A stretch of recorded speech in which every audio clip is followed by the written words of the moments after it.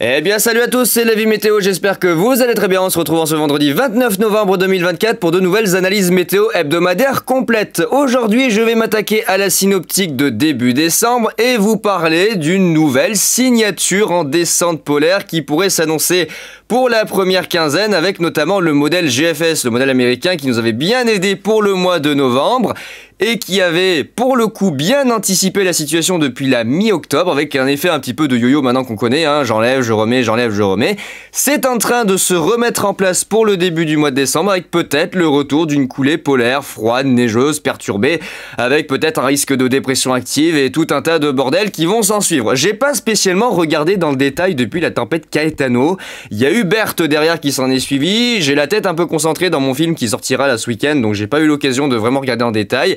Mais là en tout cas, je vais prendre le temps quand même de vous faire un petit point météo concernant cette situation et vous dire que on a à nouveau des signaux sur le modèle américain, exactement comme en novembre, avec possiblement une nouvelle coulée froide qui pourrait se faire pour la première quinzaine de décembre. Presque d'ailleurs dans les mêmes dates que le mois de novembre, entre le 10 et le 15 novembre. Ce serait peut-être un petit peu avant, mais je dirais qu'il y a de fortes probabilités qu'on retrouve à peu près les mêmes dates que le mois de novembre. Aux alentours du 10-15, on aurait des similitudes avec la situation. Pour le moment, il n'y a rien de spécial à dire sur la fin du mois de novembre là, et le début du mois de décembre, notamment vis-à-vis de la première semaine de décembre. Bon, on aura un petit peu de perturbations qui vont passer, il y aura quelques pluies, un peu de neige en montagne, il n'y a rien de bien mirobolant, c'est plutôt après que ça va devenir intéressant. À partir de la deuxième semaine du mois de décembre, ici regardez, à partir du 7 décembre, voilà, on va le voir sur GFS, on a à nouveau une signature, regardez, avec un anticyclone positionné du côté du Groenland, de la mer du Labrador, alors pas trop la mer du Labrador, mais plutôt le sud du Groenland, l'Islande, l'Atlantique Nord, un système dépressionnaire positionné sur les pays scandinaves, entre la Finlande, la Suède et la Norvège, et regardez, on a à nouveau, regardez cette signature comme en novembre, de systèmes dépressionnaires qui décrochent de l'Islande vers les îles britanniques, qui arrivent par le nord-ouest. On a exactement, regardez, on a la même signature qu'au mois de novembre. C'est absolument incroyable. Regardez, on a la même signature avec, regardez, les isobars ouest-sud-ouest à l'avant, avec l'air doux, nord, légèrement nord-est à l'arrière, avec le petit minimum qui vient se glisser ici, du côté de la Manche et de la mer du Nord. On a la même signature. C'est absolument incroyable. On a exactement la même situation et le même scénario qui est proposé par le modèle GFS pour le mois de décembre, à seule condition, regardez, que derrière on n'a pas la tempête Caetano qui arrive de l'Atlantique, on a directement un gros flux de secteur nord qui vient s'imposer, mais sur la première dépression, et en tout cas la bascule du flux qui est prévue pour le 8 décembre à peu près, mais ça va bouger, hein, l'échéance n'est pas encore fixe, mais là sur le 8 décembre, on a la même signature avec tout l'air doux qui est repoussé vers la Méditerranée, et d'un seul coup, on a tout l'air froid qui arrive plein nord, qui déboule avec le système dépressionnaire sur les pays scandinaves. Et là, possiblement, une petite offensive hivernale. Et regardez derrière. Et là, derrière, regardez. Hop! Je décroche à nouveau une dépression qui vient directement du Groenland. Ça passe par-dessus l'anticyclone, très puissant hein, d'ailleurs, anticyclone à 1050 du côté de l'Atlantique. Ça passe par l'Islande et ça déboule plein nord en direction des îles britanniques, de la France, et ça vient se loger pendant plusieurs jours sur notre pays. Ça mouline de l'air froid, ça mouline de l'humidité, et ça sûrement des intempéries, hein, des orages, de la neige, du vent, plein de bordel, un risque de tempête, hein, ça va sûrement évoluer en un risque de tempête, on verra bien ce que ça donnera, mais on a exactement, peu de choses près, hein, mais on a exactement les mêmes signaux. Je sais pas si vous vous rendez compte qu'on a les mêmes signaux et quasiment les mêmes signatures que le mois de novembre. C'est un truc de fou. C'est vraiment un truc de fou. Et après, derrière, on verra bien. Déjà, il va falloir surveiller ce qui va se passer là, hein, la première offensive vers le 8 décembre. L'échéance va bouger, ça risque de se décaler plutôt aux alentours du 10, 12, voire 15 décembre. Généralement, le GFS, il propose une première, on va dire, un premier aperçu de la situation avec une date qui, on va dire, est aléatoire, hein, elle n'est pas vraiment fixe. Et après, quand on s'en rapprochera, il nous donnera éventuellement une timeline un petit peu plus stable, où on pourra se donner éventuellement une date à laquelle se produira le changement de masse d'air. Là, le changement de masse d'air, il est assez brutal, hein, regardez, là c'est tout anticyclonique, tout doux, puis d'un seul coup, paf, ça y est, gros flux de nord, c'est l'hiver qui arrive. Bon, il serait temps, hein, on est au mois de décembre, merde, on a eu la tempête Berthe qui est passée avec son flux de sud infernal, il a fait 20 degrés avec des vents à 140 km/h, tout va très bien. Alors que juste quelques jours avant, hein, même pas 2-3 jours avant, on avait Caetano qui passait avec 40 cm de neige en Normandie et des vents monstrueux dans le sud aussi. Ah, c'est bien 2024, hein, vraiment, c'est particulier. Donc à surveiller, le modèle GFS, il faut pas le prendre pour un con, hein. J'ai l'impression qu'il se débrouille plutôt pas mal sur les synoptiques à long terme, et notamment vis-à-vis de ces signatures que je vous répète et que je vous explique déjà depuis un moment. On a ces signatures de va-et-vient sur les descentes polaires, et quand il commence à faire ça, c'est qu'il a raison. Bien souvent, il a raison sur la fin de l'échéance. Donc là, à prendre au sérieux, hein, prendre au sérieux sa descente polaire. Il a eu raison pour le mois de novembre, je vous avais averti déjà depuis le mois d'octobre sur justement ces fameux signaux en yo-yo qu'il nous envoie. Et là, je pense qu'on va repartir pour un tour avec des signaux de je m'en vais, je reviens, je m'en vais, je remets, je renlève, je remets, jusqu'à échéance jour J, où finalement ça se produira bien. Ce qu'il était prévu plusieurs semaines à l'avance. Donc là, on voit très bien la ligne de 528 qui descend jusqu'à nous. Ça va traduire un ISO qui va descendre très bas. Une limite pluie-neige qui sera certainement aux alentours de 200-300 mètres, hein, avec probablement des giboulées jusqu'en plaine. Ensuite, on a une très légère remontée. On voit que l'ISO reste plutôt à 0 hein, dans l'est du pays. Et là, voilà, la deuxième dépression qui fait encore plus descendre l'ISO, carrément jusque du côté de la Méditerranée et l'Espagne, avec probablement de la neige, hein, très probablement. Alors, j'ai pas regardé encore les prévisions là, mais probablement beaucoup de neige sur notre pays et sur l'Europe du Nord. Voilà, avec des températures qui vont sûrement s'effondrer. J'ai pas regardé à 500. Qu'est-ce que ça donne les températures à 5500 là? Est-ce que ça va être suffisamment froid pour avoir de la neige et avoir des conditions bien hivernales? Alors la première languette qui va passer, qui va faire l'ouverture, pas terrible. Et la deuxième, ouais, il aurait fallu, alors c'est pas mal, mais il aurait fallu plutôt avoir cette zone-là pour avoir quelque chose de plutôt correct. Alors ça n'exclut pas que les conditions seront hivernales, hein, ça c'est évident, hein, c'est quand même de l'air froid qui descend. Mais c'est pas suffisant, même si c'est beau, c'est pas encore suffisant pour vraiment nous donner des conditions dignes de ce nom d'appeler l'hiver. Hein. Parce que là pour l'instant l'hiver, je sais pas trop où il a neigé en montagne, bon il a un peu neigé dans le nord de la France une fois, hein, un coup de neige, voilà, juste un coup de neige, beaucoup, mais juste un coup de neige, donc bon, c'est pas ce qu'on peut appeler vraiment l'hiver. On est bien loin de la situation de 2010 où il était tombé des 20, 30, 35 cm dans certaines régions, dont ici, à Grenoble, hein, 30 cm de neige. L'hiver 2010, voilà. Alors, attendez, j'ai juste regardé les températures. J'ai pas eu le temps vraiment de regarder ce que proposaient les modèles sur le long terme. J'ai tellement été absorbé par la tempête Berthe et par faire mon film et tout que j'ai même pas regardé les tendances. Et là en regardant le GFS, j'ai fait...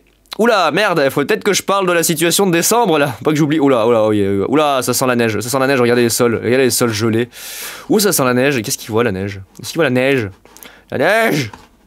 GFS, est-ce qu'il voit 3 tonnes de neige lui? Oh oui, plein de neige. Oh là là, les Alpes, mon dieu, plein de neige. Alors pas tellement en plaine, je suis étonné sauf en Allemagne où il y en a plein, mais pas tellement en plaine, surtout sur les reliefs.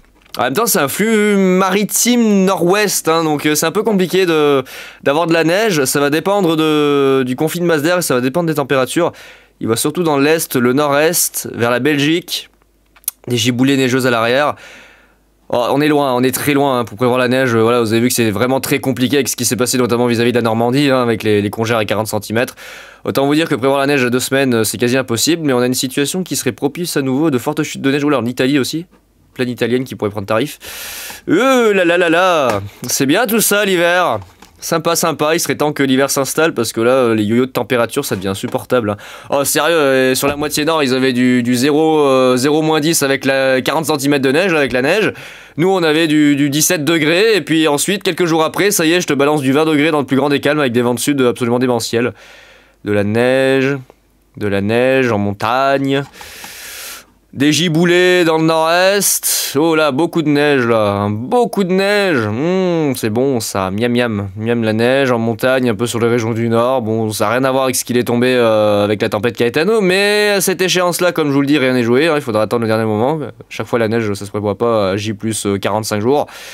Voilà. Même l'Italie, hein, pour le coup, de la neige jusqu'en Italie. L'Allemagne, la Belgique. Le Luxembourg, un petit peu les îles Britanniques, le nord de l'Espagne, les Pyrénées, voilà, un peu partout, même la Corse.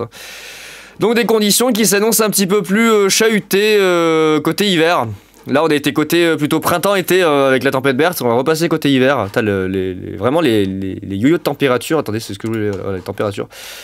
Les montagnes russes de température qu'on se tape entre la fin du mois de novembre et le début du mois de décembre, c'est assez incroyable. Là, on a un coup de froid pour mi-novembre, puis après gros coup de chaud pour fin novembre, puis coup de froid pour début décembre. Impeccable. Comment tomber malade? Comment tomber malade en 3 étapes? Ah ouais, putain, les gelées. Oh là là, elle est gelée. Bah oui, forcément, sol... Oh là, oh là, oh là, sol enneigé. Bah oui, forcément, sol enneigé, donc gelée très violente, hein, pour le coup. Oh la vache. Et oui, si les sols sont enneigés, bah rayonnement nocturne, vraiment gelée violente, hein, c'est le cas de le dire. Avec du moins 10, moins 15 degrés à basse altitude. Alors généralement entre moins 6 et moins 10 en plaine. Et dès les premières hauteurs, entre moins 10 et moins 15 degrés. Puis alors sur les stations de montagne, hein, entre moins 20 et moins 30 degrés, très certainement. Oh la vache. Oh là, le Luxembourg est décédé, le sud de la Belgique. Ouais, bon, ça c'est le cas classique, hein, il neige, puis après derrière ça gèle à mort. Hein, voilà, il fait du moins 3, moins 6 le matin, moins 8. Ça peut descendre plus bas, on peut avoir du moins 10, moins 15, voire moins 20 degrés dans vraiment les pires situations où il y a beaucoup de neige et beaucoup de gel. Ça peut descendre beaucoup plus bas, ce n'est pas à négliger. Il y a bien eu des moins 25 en 1980, je sais plus combien là. Il y a bien eu des moins 25 sur le pays, donc ça serait pas surprenant qu'on ait de telles températures. Ça serait normal, j'ai envie de vous dire. Ça fait longtemps d'ailleurs qu'il n'y a pas eu de température aussi négative en France, hein, ça deviendra très rare. Ça devient très rare, donc signaux à prendre très au sérieux vis-à-vis de GFS, j'en reparlerai plus tard. Pour l'instant l'échéance est encore lointaine, on parle du 8 décembre, on n'est même pas encore le 1er, hein, on n'est que le 29 novembre. J'en reparlerai plus tard, je vais déjà terminer mon montage sur la tempête Berthe. Mais à quoi tu joues Berthe? Fais conneries Berthe, putain. On va voir si d'autres modèles se calent ensuite sur GFS. Pour le moment, c'est pas sûr, hein, vous voyez, là, typiquement, ils voient un méga anticyclone à 1045, éventuellement une tempête sur les îles britanniques qui effleure la France.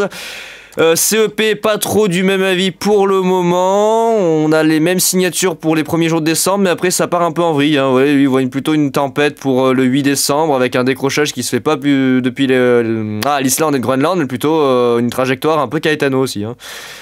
Ouais, un peu dans le style de Caetano, j'arrive par l'Atlantique et puis après je pars vers l'Est. Ouais, CEP il est pas trop hivernal, lui il a pas envie pour l'instant. Mais comme je vous le dis, GFS avait raison depuis le début concernant le mois de novembre. Et les autres modèles, finalement ils se sont calés qu'au dernier moment. Hein. Les autres modèles se sont calés au dernier moment sur GFS. Je dis ça, je dis rien, hein, mais le petit coco américain il se débrouille quand même pas mal. Hein. C'est pas la première fois qu'il se dépatouille pas mal pour les situations hivernales. Hein. Lui aussi. Ah, signature hivernale sur CMA. Ah, les Chinois, regardez, les Chinois, ils voient la neige aussi. L'hiver. Oh mon dieu. Alors la neige, on la verra pas sur eux, mais en tout cas, ils voient bien aussi. Ouais, signaux hivernal. Ah, intéressant. Intéressant, lui il dit quoi? Oula, lui il veut pas de signaux. Non, lui il veut pas de signal de l'hiver. Absolument pas, il veut de l'anticyclone. Allez, au mieux là, ouais, une petite dépression qui se glisse en Méditerranée, mais franchement rien de mirobolant. Il y a rien de stable pour le moment, hein, faudra attendre. Faudra très certainement attendre de voir si ça se stabilise, mais les signaux de GFS, je les prends très au sérieux. Je les prends très au sérieux et à voir si ça se confirme dans les prochaines semaines. On en reparlera. Pour l'instant, c'est vraiment un premier jet, on verra après. Hein. Je n'ai pas regardé dans le détail, je suis vraiment absorbé par le montage de mon film. Ouais. Peut-être le retour de tempête encore. Énième tempête. Mon dieu. Ah, ça change du tout au tout. Ah, regardez, lui aussi. Ah, le CFS. Ah, le CFS, il a des signaux aussi. Hein. Ah, il tire un petit peu vers le courant nord-nord-ouest. Et après, pour le mois de décembre, il voit plus rien. Oh, bah, d'accord. Ok, et côté Monsieur Vent stratosphérique, ça donne quoi? Parce que j'ai pas trop surveillé l'autre coco là-haut. Ouais, on a une branche. Ah, on a une branche nord-atlantique qui est en train de prendre naissance, mais je crois pas qu'elle va interférer avec ce qui va se passer. Oula, ça s'active apparemment pour le mois de décembre. Là, on a quelque chose de bien circulaire qui commence à se mettre en place. Ça commence à bien tourner. Là, regardez, les noyaux de température au niveau de la stratosphère, ça commence à bien s'organiser. Mais il me semble que cette branche atlantique, pour l'instant, ne va pas avoir trop d'influence, sauf côté américain où ça va générer des descentes polaires et des tempêtes. C'est plutôt côté américain que ça risque de brasser Canadien, Québec et Nord-Amérique. C'est là que ça risque de brasser, regardez. Voilà, là ça va devenir très actif, hein, côté Ontario, mer du Labrador et les systèmes dépressionnaires qui tournent en rond. Système dépressionnaire qui tourne en rond de ce côté-là, avec des descentes polaires, de la neige, du froid. Ah ouais, regardez les... Oula, ouais, de la neige qui descend très très bas là. Ouh, les belles descentes polaires sur l'Amérique du Nord. Ah ouais, ça descend bas, regardez. Ah ouais, les offensives là du côté Québec-Canada, ça commence à y aller. Hein. Regardez toute la neige qui commence à s'accumuler. Ouh, là. Ah, ça mouline, hein. Côté américain, ça commence à bien mouliner. Affaire à suivre. Quelque chose me dit qu'on va avoir encore de grosses surprises. On voit que ça décroche aussi vers chez nous. Hein. On a ces espèces d'effets de gouttes qui tombent. Ça épargne pour l'instant l'Atlantique, c'est plutôt un système de gouttes entre l'Asie, l'Amérique et l'Europe. On a une espèce de trio et on a une espèce de triangle ici, on a 3 gouttes en fait, une qui décroche côté asiatique, une qui décroche côté américain et une qui décroche côté européen. Vous voyez, on a une espèce de trio infernal. On verra bien ce que ça donnera, pour l'instant c'est pas stabilisé. Le comportement du vortex est encore un peu étrange, là il a du mal à se stabiliser, il part un peu dans tous les sens. On verra bien ce que ça donnera. Il se déplace pas mal le vortex, il est très instable, le noyau n'est pas du tout circulaire, on a des vents totalement aléatoires. Alors les cycles anti-horaires, les cycles horaires là du côté du Pacifique ont l'air d'un petit peu s'estomper. Ça a l'air de se calmer un petit peu les fameux cycles inversés du côté du Pacifique. Il y a moins de réchauffement, on commence à avoir un vortex un peu plus structuré et bien centré. Ouais, affaire à suivre. En tout cas, affaire à suivre pour le début du mois de décembre, ça va nous réserver des surprises. Va falloir surveiller la situation et puis voir ensemble ce qui se passera, hein, mais je pense que le modèle GFS va nous envoyer des signaux très clairs sur ce qui va se passer. Je dis pas forcément qu'il va avoir raison, hein, mais c'est à prendre avec beaucoup de sérieux parce qu'il a eu raison pour le mois de novembre, donc on verra bien. Donc voilà les amis, pour ces analyses rapides de début décembre, j'ai pas spécialement le temps de m'en occuper plus que ça, il faut que je termine le film et puis on en reparlera plus tard, hein, une fois que ça se sera un peu stabilisé. Dans le détail, et si d'autres modèles arrivent à se caler sur la situation. Bon bah écoutez, j'ai plus qu'à vous souhaiter un bon week-end. Moi je vais terminer le montage de ma tempête là, du film sur Berthe. Et puis nous on se retrouve, je l'espère, bientôt pour de nouvelles analyses météo hebdomadaires. Et bah écoutez, je vous souhaite un bon week-end. Allez, ciao tout le monde!